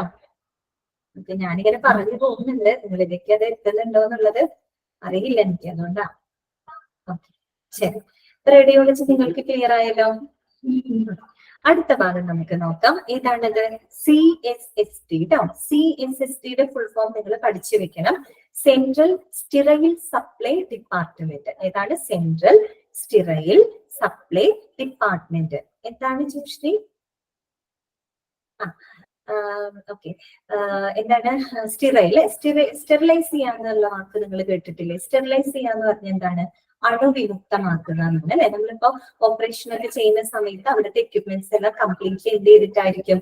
അതെ, സ്റ്റെറിലൈസ് ചെയ്തിട്ടായിരിക്കും ഉപയോഗിക്കാം. എന്ന് പറഞ്ഞ ഹോസ്പിറ്റലിൽ അങ്ങനെയുള്ള എക്യുപ്മെന്റ്സ് മാത്രമല്ല കേട്ടോ, ചെറുത് തൊട്ട് വലിയ എക്യുപ്മെന്റ്സ് വരെ സ്റ്റെറിലൈസ് ചെയ്തുകൊണ്ടാണ് ഉപയോഗിക്കുന്നത്. എന്തിനു വേണ്ടിയിട്ടാണ് ഈ CSSD, കേന്ദ്ര അണുവിമുക്ത എന്താണ് വിതരണ വകുപ്പ് എന്നാണ് മലയാളത്തിൽ അവരെ പറയുന്നത് കേട്ടോ. CSSD എന്ന് ആ ഒരു CSSD മാത്രമായിട്ടൊരു ചാപ്റ്റർ തന്നെ നിങ്ങൾക്ക് പഠിക്കാനുണ്ട്. അപ്പൊ എന്തായിരിക്കും അവരോട് ചെയ്യുന്നുണ്ടാവുക? നമ്മളുടെ ഒരു ഹെൽത്ത് കെയർ ഫെസിലിറ്റി അഥവാ നമ്മുടെ ഒരു ഹോസ്പിറ്റലിന്റെ അന്തരീക്ഷം അണുവിമുക്തമാക്കിയിട്ട് സൂക്ഷിക്കുന്ന ഒരു ഡിപ്പാർട്ട്മെന്റ് ആണ് CSSD എന്ന് പറയുന്നത്. അവിടെയുള്ള എല്ലാ എക്യുപ്മെന്റ്സിനും സ്റ്റെറിലൈസ് ചെയ്യുന്ന ഒരു സേവനം, അങ്ങനെയുള്ള ഒരു സപ്പോർട്ടിംഗ് സേവനമാണ് ഏത് ഡിപ്പാർട്ട്മെന്റ് കൊടുക്കുന്നത്? CSSD ഡിപ്പാർട്ട്മെന്റ് കൊടുക്കുന്നത്. മനസ്സിലായല്ലോ? അപ്പൊ നമുക്ക് വായിക്കാം. എന്താണ് ചോദിച്ചത്? CSSD മീനിങ് ഓഫ് CSSD എന്ന് വെച്ചാൽ സെൻട്രൽ സ്റ്റെറൈൽ സപ്ലൈ ഡിപ്പാർട്ട്മെന്റ്. മലയാളത്തിൽ പറയും കേന്ദ്ര അണുവിമുക്ത വിതരണ വകുപ്പ് എന്നാണ് പറയാ. അണുവിമുക്ത, സ്റ്റെറിലൈസ് ചെയ്യാന്ന് വെച്ചാൽ അണുവിമുക്തമാക്കുക കേട്ടോ. അപ്പൊ നമുക്കൊന്ന് വായിക്കാം. ഈ ഒരു ഡിപ്പാർട്ട്മെന്റ് എന്ത് സപ്പോർട്ടിംഗ് സേവനമാണ് ഒരു ഹോസ്പിറ്റലിന് കൊടുക്കുന്നത്? This department is in charge of keeping all the instruments used in the hospital clean and sterilised. ആ വാക്ക് നോക്കണം കേട്ടോ. Clean and sterilised to avoid the spreading of infection throughout the hospital. എന്താണ് പറയുന്നത്? ഈ ഒരു ഡിപ്പാർട്ട്മെന്റ് ഹോസ്പിറ്റലിലുള്ള എല്ലാവിധ instruments അഥവാ എല്ലാ എക്യുപ്മെന്റ്സിനും ക്ലീൻ ആൻഡ് സ്റ്റെറിലൈസ് ചെയ്ത് കീപ്പ് ചെയ്യുവാനായിട്ട് സഹായിക്കുന്നു കേട്ടോ. ക്ലീൻ ആയിട്ടും വളരെ സ്റ്റെറിലൈസ് ചെയ്ത് അണുവിമുക്തമാക്കാനും സഹായിക്കുന്ന ഒരു ഡിപ്പാർട്ട്മെന്റ് ആണ് CSSD. എന്തിനു വേണ്ടിയിട്ടാണ് ഇതിനെ സ്റ്റെറിലൈസ് ചെയ്യുന്നത്? in order to avoid the spreading of infections അല്ലെ throughout the hospital. ഹോസ്പിറ്റൽ എപ്പോഴും എന്താണ് ഇൻഫെക്ഷൻസ് ഒന്നും സ്പ്രെഡ് ആവാതിരിക്കാൻ വേണ്ടിയിട്ടാണ് ഇവരെപ്പോഴും അത് സ്റ്റെറിലൈസ് ചെയ്തുകൊണ്ടിരിക്കുന്നത്. ആ ഒരു സേവനമാണ് CSSD ഡിപ്പാർട്ട്മെന്റ് കൊടുക്കുന്നത്. പിന്നെന്താ പറയുന്നത്? they follow a strict procedure for sterilizing the medical and surgical instruments. എന്താണ് പറയുന്നത്? they follow a strict procedure for sterilizing medical and surgical instruments. ഇതിന് വന്നിട്ട് ഈ ഒരു ഡിപ്പാർട്ട്മെന്റ് വളരെ സ്ട്രിക്റ്റ് ആയിട്ടുള്ള നടപടിക്രമങ്ങളിലൂടെയാണ് ഈ പറയുന്ന സർജിക്കൽ ഇൻസ്ട്രുമെന്റ്സും മെഡിക്കൽ എക്യുപ്മെന്റ്സും ഒക്കെ സ്റ്റെറിലൈസ് ചെയ്യുന്നത്. സ്ട്രിക്റ്റ് ആയിട്ടുള്ള ഒരു പ്രത്യേക ഒരു സിസ്റ്റമാറ്റിക് ആയിട്ടാണ് അവര് അവിടെ സ്റ്റെറിലൈസേഷൻ ചെയ്യുന്നത്. ഏകദേശം ഒരു 6 സ്റ്റെപ്പുകളൊക്കെ ഉണ്ട് സ്റ്റെറിലൈസേഷൻ. അതിലേക്കൊന്നും നമ്മൾ പോകണ്ട കേട്ടോ. അതായത് ആദ്യം ജസ്റ്റ് വാഷ് ചെയ്യും, സ്ക്രബ് ചെയ്യും, പിന്നെ ഈ പറയുന്ന എന്താണ് കെമിക്കൽ ഡിസിൻഫെക്ഷൻ ചെയ്യും, പിന്നെ അത് ഡ്രൈ ചെയ്യും, പിന്നെ അത് കറക്റ്റ് ആയിട്ട് പാക്ക് ചെയ്യും. അങ്ങനെ അതുപോലെ എന്താണ് അൾട്രാ ഡിസിൻഫെക്ഷൻ, അങ്ങനെ എന്തൊക്കെയോ ഉണ്ട്, കുറച്ച് പ്രൊസീജിയേഴ്സ് ഉണ്ട്. ആ ഒരു സിസ്റ്റമാറ്റിക് ആയിട്ടാണ് അവര് ഈ പറയുന്ന എക്യുപ്മെന്റ്സിന് എന്ത് ചെയ്യുന്നത്? സ്റ്റെറിലൈസ് ചെയ്യുന്നത് കേട്ടോ. അപ്പൊ അതാണ് ഇവിടെ പറയുന്നത്. മനസ്സിലായോ? CSSD എന്ന് പറയുന്നത് ഒരു സപ്പോർട്ടിംഗ് ഡിപ്പാർട്ട്മെന്റ് ആണ്. എങ്ങനെയാണ് അവർ അവരുടെ സപ്പോർട്ടിംഗ് സേവനം കൊടുക്കുന്നത്? ഈ പറയുന്ന ഹോസ്പിറ്റലിന്റെ അന്തരീക്ഷത്തിനെ പൂർണ്ണമായിട്ടും അണുവിമുക്തമാക്കിയിട്ട് സൂക്ഷിച്ചുകൊണ്ടാണ് അവരവരുടെ സപ്പോർട്ട് അവര് ഹോസ്പിറ്റലിന് കൊടുക്കുന്നത് കേട്ടല്ലോ. പിന്നെ മാത്രമല്ല, ഇങ്ങനെ സ്റ്റെറിലൈസ് ചെയ്യുന്നതിന് വേണ്ടിയിട്ട് വളരെ സ്ട്രിക്റ്റ് ആയിട്ടുള്ള പ്രൊസീജിയർ ആണ് അവരവിടെ ഉപയോഗിക്കുന്നത്. ക്ലിയർ? ഓക്കെ. ഇനി അടുത്തതാണ് എന്ത്? House keeping. എന്താണ് ഹൗസ് കീപ്പിംഗിൽ വരുന്നത്? This department takes the charge of keeping the hospital clean and NEET. അല്ലെ, നമ്മുടെ ഹോസ്പിറ്റൽ എന്ന് പറയുന്നത് വളരെ ക്ലീൻ ആയിട്ടും നീറ്റ് ആയിട്ടും ഒക്കെ സൂക്ഷിക്കുന്നതിൽ പ്രധാനപ്പെട്ട ഒരു പങ്ക് വഹിക്കുന്ന ഡിപ്പാർട്ട്മെന്റ് ആണ്, സപ്പോർട്ടിംഗ് ഡിപ്പാർട്ട്മെന്റ് ആണ് ഹൗസ് കീപ്പിംഗ് എന്ന് പറയുന്നത്. അല്ലെ, നമ്മൾ ഹോസ്പിറ്റലിൽ പോകുമ്പോൾ കണ്ടിട്ടില്ല, അവർ എപ്പോഴും തുടച്ചുകൊണ്ടിരിക്കുന്നുണ്ടാവും അല്ലെ. എത്രയോ ആളുകൾ അവിടെ വർക്ക് ചെയ്യുന്നുണ്ട്, തുടക്കലും അതുപോലെ റൂമിലുള്ള വേസ്റ്റുകൾ കൊണ്ടുപോകലും. ഇതൊക്കെ എന്താണ്? ഹൗസ് കീപ്പിംഗ് ഡിപ്പാർട്ട്മെന്റ്സിന്റെ ജോലിയാണ് അല്ലെ. അവര് കറക്റ്റ് ഇപ്പൊ റൂമിലൊക്കെ ആണെങ്കിൽ അന്നത്തെ വേസ്റ്റുകൾ വന്ന് അവര് കളക്ട് ചെയ്ത് കൊണ്ടുപോകും അല്ലെ. അങ്ങനെയൊക്കെ ചെയ്യുന്ന ആൾക്കാരെ നിങ്ങൾ കണ്ടിട്ടുണ്ടല്ലോ. അതെല്ലാം തന്നെ ഹൗസ് കീപ്പിംഗ് ഡിപ്പാർട്ട്മെന്റിൽ വരുന്ന സേവനങ്ങളാണ്. അപ്പൊ നോക്കിയേ, it involves doing the laundry and cleaning all the rooms of hospital and effectively disposing of medical waste according to the strict hospital disposal procedures. ഈ ഒരു ഹൗസ് കീപ്പിങ്ങിനകത്ത് എന്തെല്ലാം കാര്യങ്ങളാണ് വരുന്നത്? ഒന്ന് ലോണ്ടറി വരുന്നുണ്ട് അല്ലെ. ലോണ്ടറി എന്ന് വെച്ചാൽ എന്താണ്? അലക്കലൊക്കെയാണ്. ഈ പറയുന്ന ബെഡ്ഷീറ്റുകൾ അതെടുക്കുക, അതിനെ കറക്റ്റ് ആയിട്ട് അലക്കി വൃത്തിയാക്കി കൊണ്ടുവിരിക്കുക, അങ്ങനെയുള്ള കാര്യങ്ങളൊക്കെ അതിനകത്ത് വരും. അതുപോലെ ക്ലീനിങ് ഓൾ ദ റൂംസ് അല്ലെ, റൂമുകളെല്ലാം തന്നെ വളരെ ക്ലീൻ ആക്കിയിട്ട് സൂക്ഷിച്ചു വെക്കുക. അതോടൊപ്പം തന്നെ effectively disposing of medical waste according to the strict hospital disposal procedures. അതായത് വളരെ കൃത്യമായിട്ടുള്ള എന്താ പറയാ ഹോസ്പിറ്റൽ വ്യവസ്ഥാപിതമായിട്ടുള്ള നിയന്ത്രണങ്ങളിലൂടെ തന്നെ മെഡിക്കൽ വേസ്റ്റുകൾ ഉണ്ടായിരിക്കും. നമ്മൾ ഈ പറയുന്ന ബയോ ഹസാർഡ്സ് അല്ലെ വേസ്റ്റുകൾ ഉണ്ടായിരിക്കും. ഇത്തരം മെഡിക്കൽ വേസ്റ്റിനെ എന്താ പറയാ ക്ലിയർ ആയിട്ട് ഡിസ്പോസ് ചെയ്യാം, സംസ്കരിക്കാം. അങ്ങനെയുള്ള പ്രവർത്തനങ്ങളും ഏത് ഡിപ്പാർട്ട്മെന്റിനകത്ത് വരുന്നുണ്ട്? ഹൗസ് കീപ്പിംഗ് ഡിപ്പാർട്ട്മെന്റിനകത്ത് വരുന്നുണ്ട്. ഈ പറയുന്ന മെഡിക്കൽ വേസ്റ്റ് അഥവാ ബയോ ഹസാർഡസ് ആയിട്ടുള്ള വേസ്റ്റുകളൊന്നും അങ്ങനെ വെറുതെ അങ്ങ് ചുമ്മാ കളയാനൊന്നും പറ്റില്ല. അതിന് കൃത്യമായിട്ടുള്ള ചില റൂൾസ് ആൻഡ് റെഗുലേഷൻസ് ഉണ്ട്. അതിനനുസരിച്ചിട്ട് വേണം അത് ഡിസ്പോസ് ചെയ്യാനായിട്ട് അല്ലെങ്കിൽ സംസ്കരിക്കാനായിട്ട്. അതാണ് അവിടെ പറയുന്നത് കേട്ടോ. Effectively disposing of medical waste according to the strict hospital disposal procedures കേട്ടോ. മനസ്സിലായല്ലോ? കൃത്യമായിട്ട് എന്തൊരു വ്യവസ്ഥാപിതമായിട്ടുള്ള ഹോസ്പിറ്റൽ നിയമങ്ങളിലൂടെ തന്നെ നടപടിക്രമങ്ങളിലൂടെ ഈ പറയുന്ന മെഡിക്കൽ വേസ്റ്റിനെ ഡിസ്പോസ് ചെയ്യലും ഏത് ഡിപ്പാർട്ട്മെന്റിന്റെ ഡ്യൂട്ടിയാണ്? ഹൗസ് കീപ്പിംഗ് ഡിപ്പാർട്ട്മെന്റിന്റെ ഡ്യൂട്ടിയാണ്. അപ്പൊ അവർ ഏത് തരത്തിലാണ് സപ്പോർട്ട് ചെയ്യുന്നത് എന്നുള്ളത് മനസ്സിലായല്ലോ നിങ്ങൾക്ക്. ഇനി അടുത്തൊരു ഡിപ്പാർട്ട്മെന്റ് ആണ് ഡയറ്ററി ഡിപ്പാർട്ട്മെന്റ്. ബ്രാക്കറ്റിൽ കൊടുത്തിട്ടുണ്ട് കാറ്ററിംഗ് അല്ലെ. ഡയറ്ററി ഡിപ്പാർട്ട്മെന്റ് എന്ന് പറഞ്ഞാൽ എന്താണ്? ഡയറ്ററി സർവീസസ് ആണ് കേട്ടോ. അതായത് ഈ പറയുന്ന ഭക്ഷണ സേവനങ്ങളെയാണ് നമ്മൾ ഡയറ്ററി ഡിപ്പാർട്ട്മെന്റ് എന്ന് പറയുന്നത്. അതും ഒരു ചാപ്റ്റർ ആയിട്ട് തന്നെ നിങ്ങൾക്ക് പഠിക്കാനുണ്ട്. സെക്കൻഡ് മൊഡ്യൂളിലാണ് മാത്രം കേട്ടോ. മൊഡ്യൂൾ 2-നകത്ത് വരുന്ന ഒരു ചാപ്റ്റർ ആണത്. ഈ പറയുന്ന CSST അതിനകത്താണ് കേട്ടോ വരുന്നത്. അപ്പൊ നമുക്ക് കുറെ കൂടെ ഡീറ്റെയിൽഡ് ആയിട്ട് പഠിക്കാം. ജസ്റ്റ് ഒന്ന് വായിക്കാം. ദിസ് ഡിപ്പാർട്ട്മെന്റ്, അതെ ജോഷിനി കറക്റ്റ് ആണ്, nutrition foods. This department provides food services to inpatients, their families, and staff of the hospital based on a nutritional menu provided by the nutrition department. ഈ ഒരു supporting ഡിപ്പാർട്ട്മെന്റിന്റെ function എന്താണെന്നാണ് പറയുന്നത്? അതെ, ഈ പറയുന്ന ന്യൂട്രീഷൻ ഡിപ്പാർട്ട്മെന്റിന്റെ അല്ലെ, ഈ പറയുന്ന പോഷകാഹാര വകുപ്പ് അവര് എന്താ പ്രൊവൈഡ് ചെയ്യുന്ന, അവര് സജസ്റ്റ് ചെയ്യുന്ന മെനു പ്രകാരമുള്ള പോഷകാഹാരം അല്ലെ, പോഷകാഹാരം ആർക്കൊക്കെ കൊടുക്കണം? അവിടുത്തെ ഇൻ പേഷ്യൻസിന്, അതോടൊപ്പം തന്നെ അവരുടെ ഫാമിലീസിന്, കുടുംബാംഗങ്ങൾക്ക്, അതുപോലെ അവിടെ വർക്ക് ചെയ്യുന്ന സ്റ്റാഫുകൾ അല്ലെ, ഡോക്ടർമാര്, നഴ്സുമാര്, അവർക്കൊക്കെ ഈ പറയുന്ന നല്ല ഒരു പോഷകാഹാരം, അത് അങ്ങനെയുള്ള സേവനങ്ങളാണ് ഏത് ഡിപ്പാർട്ട്മെന്റ് ചെയ്യുന്നത്? ഡയറ്ററി ഡിപ്പാർട്ട്മെന്റ് ചെയ്യുന്നത്. അപ്പൊ നിങ്ങൾ തെറ്റിദ്ധരിക്കരുത്. സാധാരണ നമ്മൾ ഹോസ്പിറ്റലിൽ പോകുമ്പോൾ ക്യാൻറ്റീൻ ഒക്കെ ഉണ്ടല്ലേ, ക്യാൻറ്റീൻ ഉണ്ട്. ക്യാൻറ്റീൻ അല്ലാട്ടോ അവിടെ ഉദ്ദേശിക്കുന്നത്. ഹോസ്പിറ്റലിലെ തന്നെ ഒരു പ്രത്യേക ഡിപ്പാർട്ട്മെന്റ് ആണ് ഈ പറയുന്ന ഡയറ്ററി ഡിപ്പാർട്ട്മെന്റ് എന്ന് പറയുന്നത്.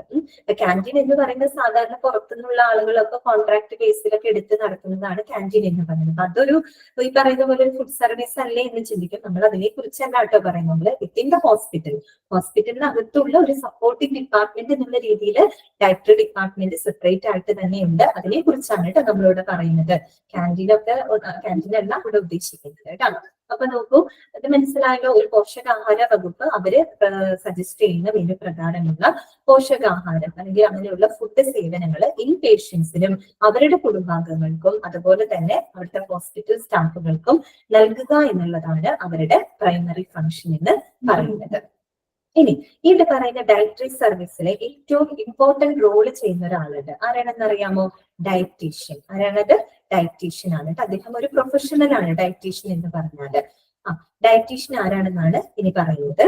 The dietitian is a member of the health team and works closely with nursing services personnels in meeting the patients nutritional needs and in teaching. ഇതാണ് പറയുന്നത്.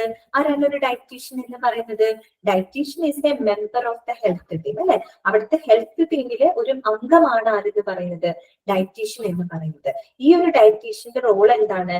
He works closely with nursing services personal അല്ലെ.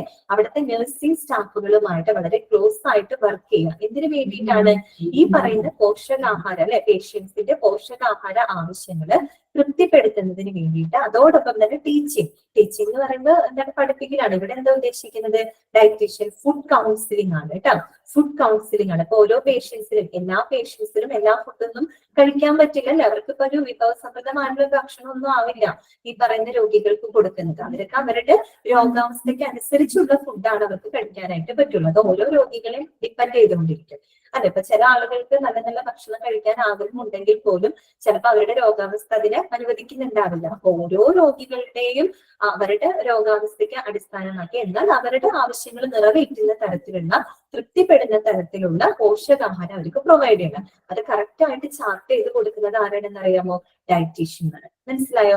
അവർക്ക് വേണ്ട food കൗൺസിലിങ്ങും കൊടുക്കുക അല്ലെ. ആ doctor ബോധ്യപ്പെടുത്തണം രോഗികൾക്ക് നിങ്ങൾക്ക് ഇങ്ങനെയുള്ള അസുഖങ്ങളുണ്ട്, ഈ രീതിയിലുള്ളൊരു ഭക്ഷണക്രമമാണ് നിങ്ങൾ നിങ്ങളുടെ ജീവിതത്തിൽ പാലിക്കേണ്ടത് എന്നതിനെ കുറിച്ചുള്ളൊരു ടീച്ചിങ് അല്ലെ, ഒരു ഫുഡ് കൗൺസിലിംഗ് കൊടുക്കാനുള്ള റോള് ആർക്കുണ്ട്? ഡയറ്റീഷ്യനുണ്ട്. മനസ്സിലായല്ലോ?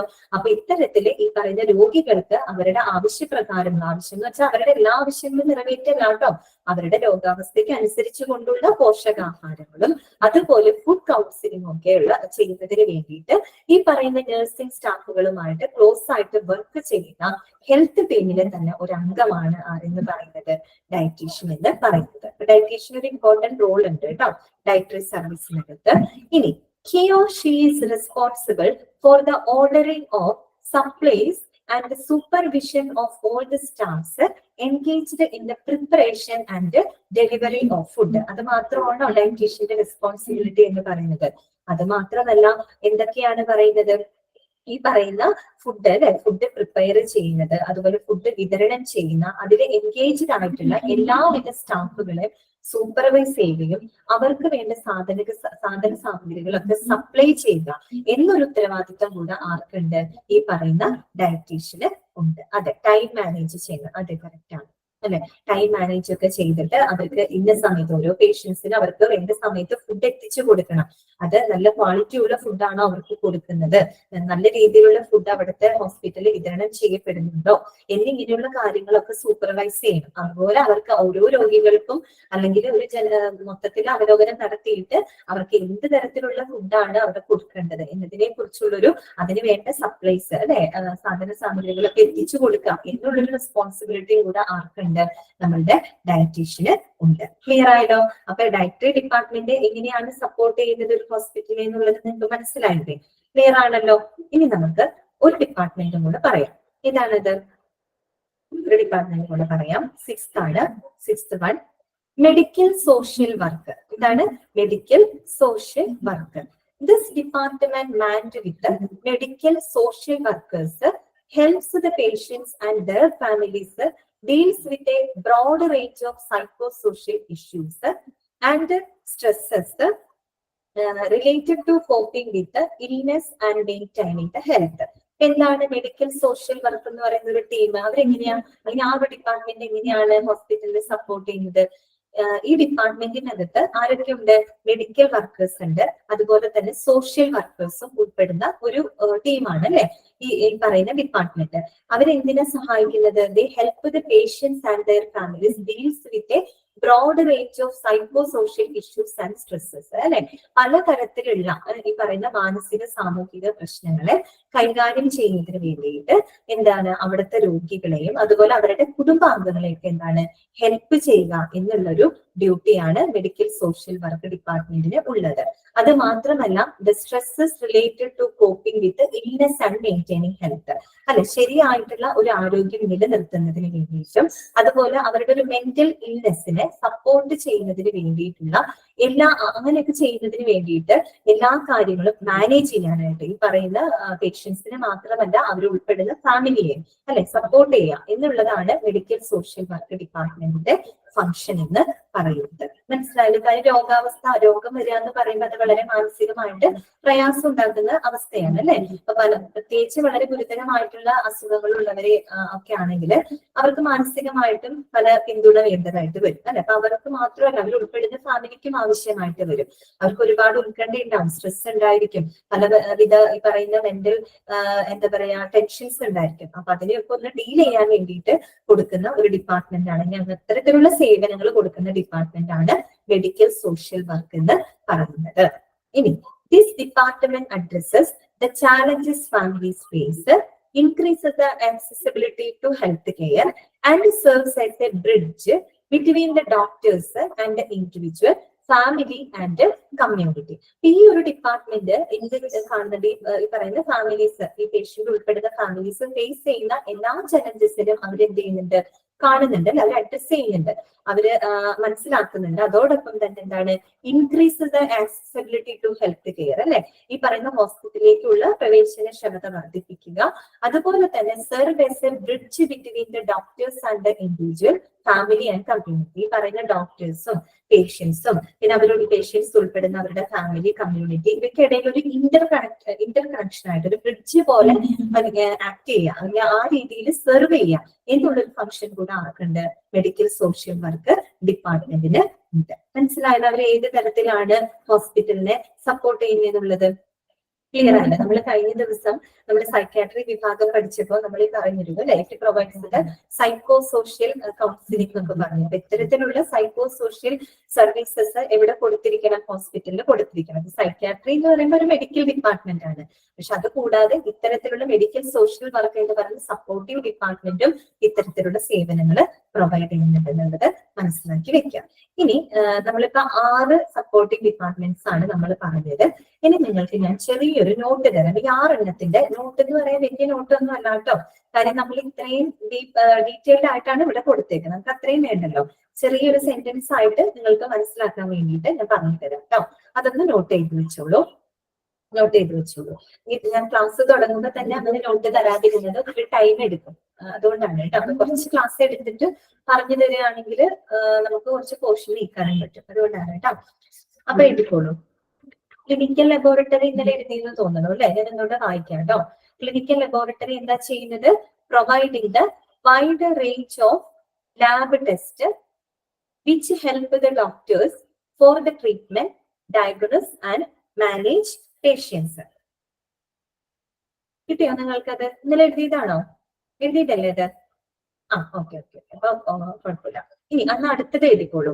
റേഡിയോ ഡയഗ്നോസിസ് സർവീസ്, ബ്രാക്കറ്റിൽ എഴുതിക്കോളൂ. റേഡിയോളജി എഴുതിക്കോളൂ കേട്ടോ. റേഡിയോ ഡയഗ്നോസിസ് സർവീസസ് അഥവാ റേഡിയോളജി ഹൈഫൻ ഇട്ട് എഴുതാം. സിമ്പിൾ സെന്റൻസ് ആക്കിയിട്ടാണ് കേട്ടോ പറഞ്ഞു തരുന്നത്. Radiology is the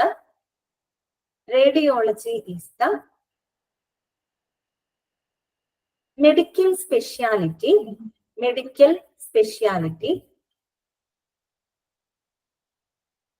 that uses medical imaging to diagnose DIAGNOSE to diagnose and treat diseases. ഒന്നുകൂടെ വായിക്കാണ്. Radiology is the medical speciality that uses medical imaging to diagnose and treat diseases. നമ്മളിവിടെ പറഞ്ഞില്ലേ radiology എന്തൊക്കെ മെത്തേഡൊക്കെ use ചെയ്തിട്ടാണ് അവര് help ചെയ്യുന്നുള്ളത്. Medical speciality ആണ് അത്. Medical ഇമേജിങ്ങിലൂടെയാണ് രോഗനിർണയം നടത്താനായിട്ട് സഹായിക്കുന്നത്. അപ്പൊ ആ രീതിയിലാണ് അവര് ഹോസ്പിറ്റലിനെ സപ്പോർട്ട് ചെയ്യുന്നത് കേട്ടോ. ക്ലിയർ അല്ലേ? കിട്ടിയില്ലേ നിങ്ങൾക്ക്? ഒന്നുകൂടെ പറയണോ? ലാസ്റ്റ് ഒന്നുകൂടി പറയണോ? എന്തായിരുന്നു പറഞ്ഞത്? Radiology is the medical speciality that uses medical imaging to diagnose, രോഗനിർണയം നടത്താനായിട്ട്, to diagnose and treat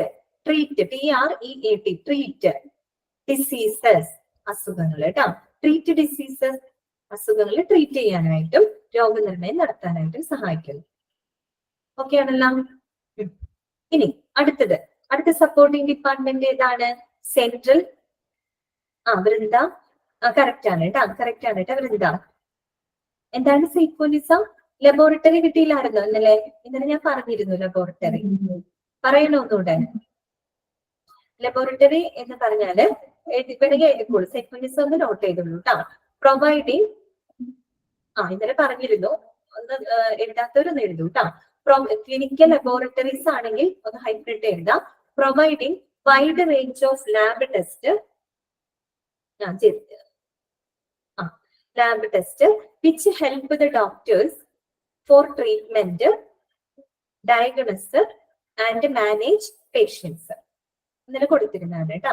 okay, ഇനി തേർഡ് വൺ നോക്കാം.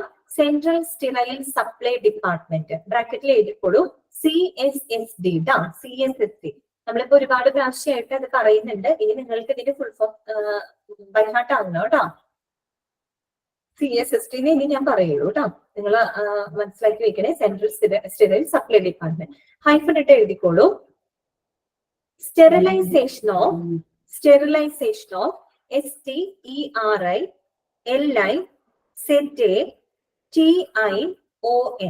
sterilization of equipments of hospital departments. Simple ആയിട്ട് എഴുതി വെച്ചാൽ മതി കേട്ടോ. Sterilization of equipments of hospital department, അതായത് ഹോസ്പിറ്റൽ ഡിപ്പാർട്ട്മെന്റ്സിലുള്ള എക്യുപ്മെന്റ്സിന്റെ സ്റ്റെറിലൈസേഷൻ. അത്രയേ ഉള്ളൂ. സിമ്പിൾ ഒരു സെന്റൻസ്. നിങ്ങൾക്ക് ആ ഒരു ടേം കേൾക്കുമ്പോൾ എന്താണെന്ന് കണക്ട് ചെയ്യാൻ പറ്റണം കേട്ടോ. അതിന് വേണ്ടിയിട്ട് തരുന്നതാണ് CSSD. ഓക്കെ,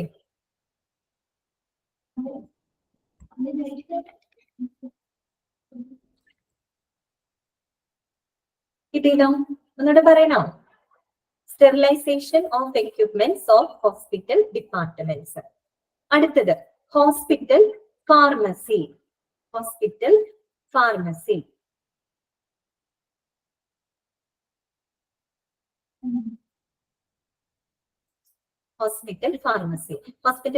ഇതിനകത്ത് വരുന്നുണ്ട് കേട്ടോ. ലാസ്റ്റ് ഭാഗത്തായിട്ടാണ് വരുന്നത്. ഹൗസ് കീപ്പിംഗ് പറയാട്ടോ. ഹൗസ് കീപ്പിംഗ് എഴുതാം അല്ലെ. നമ്മളിപ്പോ പറഞ്ഞ 6 എഴുതാം നോട്ട്. അതല്ലേ നല്ലത്? ഓക്കെ, അങ്ങനെ ചെയ്യാം. അതായിരിക്കും നല്ലത് അല്ലെ. ഓക്കെ, ഇപ്പൊ CSSD പറഞ്ഞത് എഴുതിക്കോളൂ. ഹൗസ് കീപ്പിംഗ് എഴുതിക്കോളൂ. ഹൗസ് കീപ്പിംഗ് ശരിയാണ്. അങ്ങനെ എഴുതായിരിക്കും കുറച്ചുകൂടെ നല്ലത്. ഫാർമസി പറഞ്ഞിട്ട് നമുക്ക് എഴുതാം കേട്ടോ. ഹൗസ് കീപ്പിംഗ് എഴുതിക്കോളൂ. വർക്ക്സ് ക്ലോസ്ലി വിത്ത് CLOSELY ട്ടോ. CLOSELY. Works closely with other departments in a hospital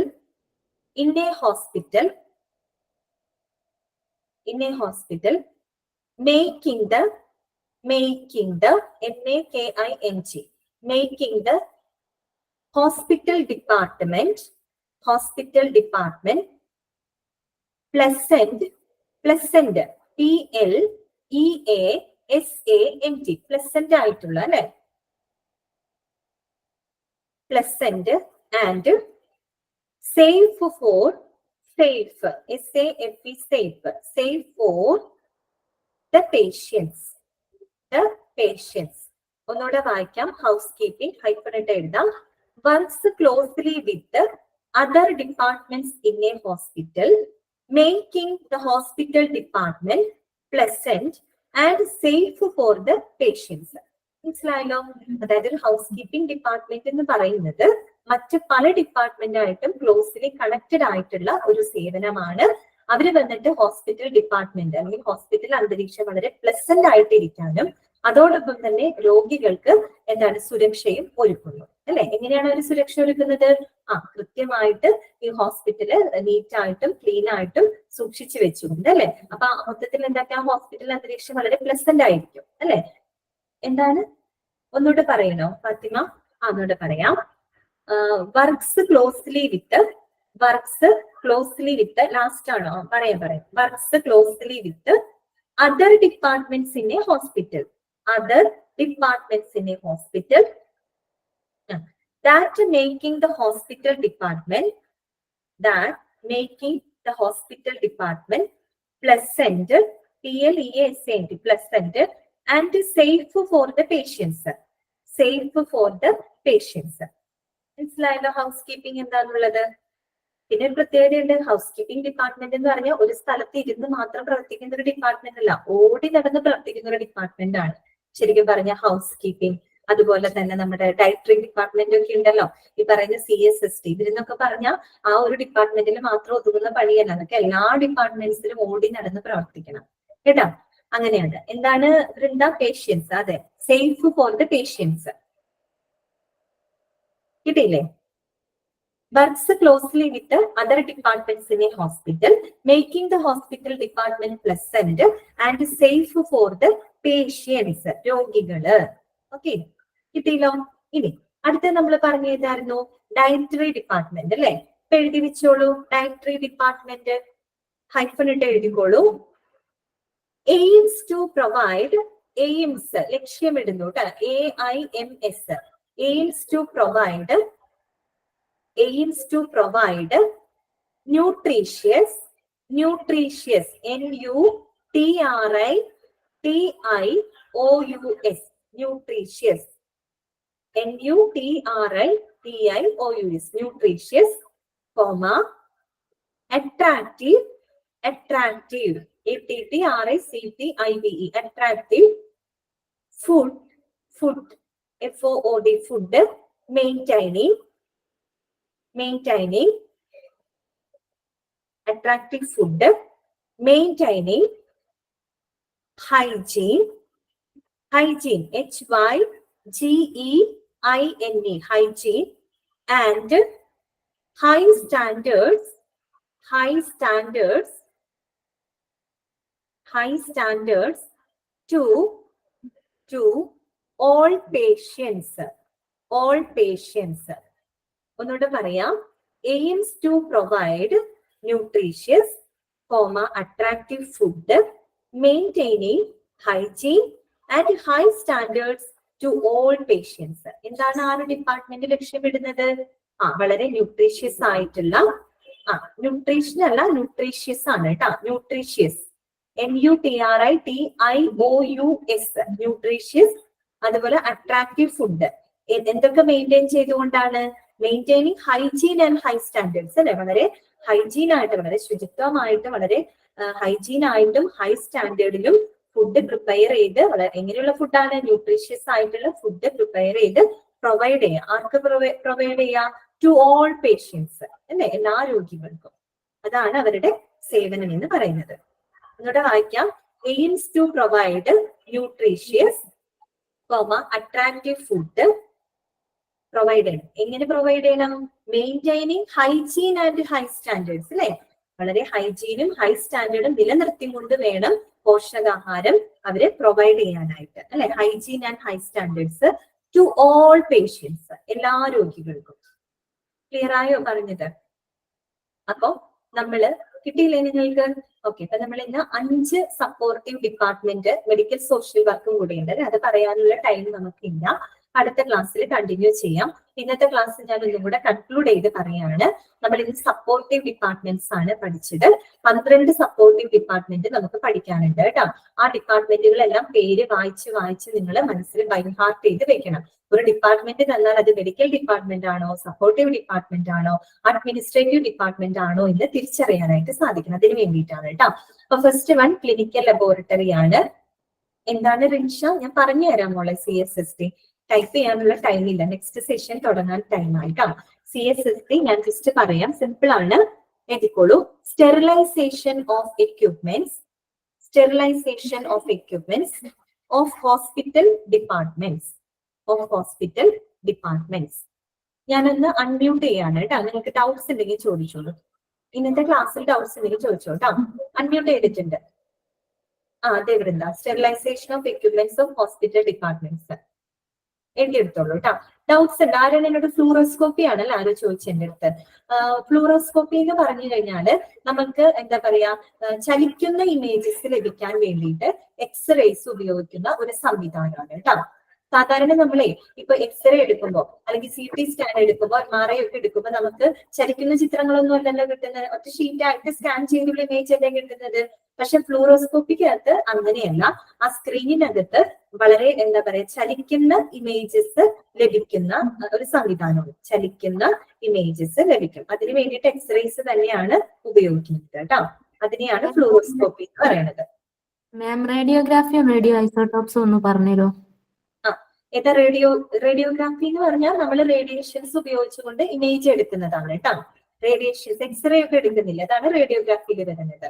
radio isotopes എന്ന് പറഞ്ഞു കഴിഞ്ഞാല് റേഡിയോ ആക്റ്റീവ് ആയിട്ടുള്ള മെറ്റീരിയലുകൾ ട്രീറ്റ്മെന്റിന് വേണ്ടിയിട്ട് ഉപയോഗിക്കുന്നുണ്ട്. ട്രീറ്റ്മെന്റിന് മാത്രമല്ല, ഡയഗ്നോസിന് വേണ്ടിയിട്ട് ഉപയോഗിക്കുന്നുണ്ട്. നമ്മൾ ന്യൂക്ലിയർ മെഡിസിൻ എന്ന് പറയുന്ന ഡിപ്പാർട്ട്മെന്റ് പറഞ്ഞപ്പോൾ പറഞ്ഞിരുന്നു റേഡിയോ ആക്റ്റീവ് ആയിട്ടുള്ള മെറ്റീരിയൽസ് നമ്മളുടെ ശരീരത്തിനകത്തേക്ക് ഇൻജെക്ട് ചെയ്യും. അതോടൊപ്പം തന്നെ സ്പെഷ്യലി ഡിസൈൻഡ് ആയിട്ടുള്ള ക്യാമറാസ് ഉണ്ടാവും. ഈ ക്യാമറ കറക്റ്റ് ആയിട്ട് റേഡിയോ ഐസോട്ടോപ്പിനെ ട്രാക്ക് ചെയ്തുകൊണ്ട് അവിടുത്തെ ഇമേജസ് ക്യാപ്ചർ ചെയ്യും കേട്ടോ. അതാണ് ഉദ്ദേശിക്കുന്നത്. മനസ്സിലായോ? മനസ്സിലായോ? ബയോകെമിസ്ട്രിയോ? ബയോ കെമിസ്ട്രി എന്ന് പറഞ്ഞു കഴിഞ്ഞാൽ ശരിക്കും എന്താണ്? Chemical process of living organisms ആണ്. അതാണ് പഠിക്കുന്നത്. ബയോ കെമിസ്ട്രി എന്ന് പറഞ്ഞാൽ it is the study of the എന്താണ് chemical processes of the living organism. അതായത് നമ്മളുടെ ലിവിങ് ഓർഗാനിസത്തിൽ നടക്കുന്ന കെമിക്കൽ പ്രോസസ് ഉണ്ടായിരിക്കും. അതായത് enzyme activity, lipids activity, protein activity, അതിനെ കുറിച്ചുള്ള പഠനം. മനസ്സിലായോ? മനസ്സിലായോ? Okay thank you miss. Okay. പിന്നെന്താണ്? ആർക്കെങ്കിലും വേറെ എന്തെങ്കിലും ചോദിക്കാനുണ്ടോ? ആരെന്തോ വേറെ ചോദിച്ചിരുന്നല്ലോ, ഞാൻ പറയുന്നതിന്റെ ഇടയിൽ മെസ്സേജ് ഇതായി പോയി. എന്തെങ്കിലും ഉണ്ടോ? വേറെ എന്തെങ്കിലും ഉണ്ടോ? എക്കോ കാർഡിയോഗ്രാം എന്ന് പറയോ? എന്താ എക്കോ കാർഡിയോഗ്രാം? എക്കോ കാർഡിയോഗ്രാം എന്ന് പറയുമ്പോൾ എക്കോ ടെസ്റ്റ് ആണ് കേട്ടോ. അതായത് ഹൃദ്രോഗ പരിശോധനയ്ക്ക് വേണ്ടിയിട്ട് ഉപയോഗിക്കുന്ന ഈ പറയുന്ന അൾട്രാസൗണ്ട് വേവ്സ് ഉണ്ടല്ലോ, അൾട്രാസൗണ്ട് തരംഗങ്ങളുടെ ഡോപ്ലർ ഇഫക്റ്റ് യൂസ് ചെയ്തുകൊണ്ട് ഹൃദ്രോഗ പരിശോധന നടത്തുന്ന സംവിധാനം. That is called echocardiogram. മനസ്സിലായോ? മനസ്സിലായി. അൾട്രാസൗണ്ട് തരംഗങ്ങളാണ് അവിടെ ഉപയോഗിക്കുന്നത്. അത് ഉപയോഗിച്ചുകൊണ്ട് ഹൃദ്രോഗ പരിശോധന നടത്തുന്ന ഒരു ടെസ്റ്റ് ആണ് കേട്ടോ എക്കോ കാർഡിയോഗ്രാം. എക്കോ ടെസ്റ്റ് എന്നാണ് പറയാ. ഇനി എന്തെങ്കിലും ക്ലാസ്സിൽ പറയാം. ക്ലിനിക്കൽ ലബോറട്ടറിയിലെ ക്ലിനിക്കൽ ലബോറട്ടറി വേണ്ടത് ആണോ? ക്ലിനിക്കൽ ലബോറട്ടറിയുടെ സെന്റൻസ് ആണോ വേണ്ടത്? അല്ല, ലാബ് എന്താണെന്നാണോ?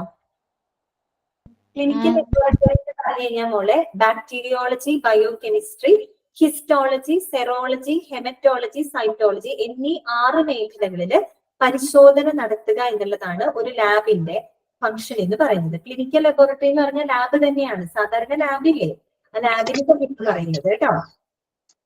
ക്ലാസ് കേട്ടില്ലായിരുന്നോ? ഫസ്റ്റ് തുടക്കം കയറിയില്ലായിരുന്നോ ക്ലാസ്സില്? മിസ്സായി പോയോ? അതെ. ഓക്കെ. അപ്പൊ വൈകിട്ട് ചെയ്യാൻ ടൈം ആയിട്ടുണ്ട്. അപ്പോ നിങ്ങൾ റെക്കോർഡഡ് ക്ലാസ് കാണണം കേട്ടോ. റെക്കോർഡഡ് ക്ലാസ് കാണണം. ഇനി ഇതിനെ സംബന്ധിച്ച് എന്തെങ്കിലും ഡൗട്ട്സ് ഉണ്ടെങ്കിൽ നമുക്ക് നെക്സ്റ്റ് ക്ലാസ്സിൽ പറയാം കേട്ടോ. കാരണം time is over. Okay, thank U.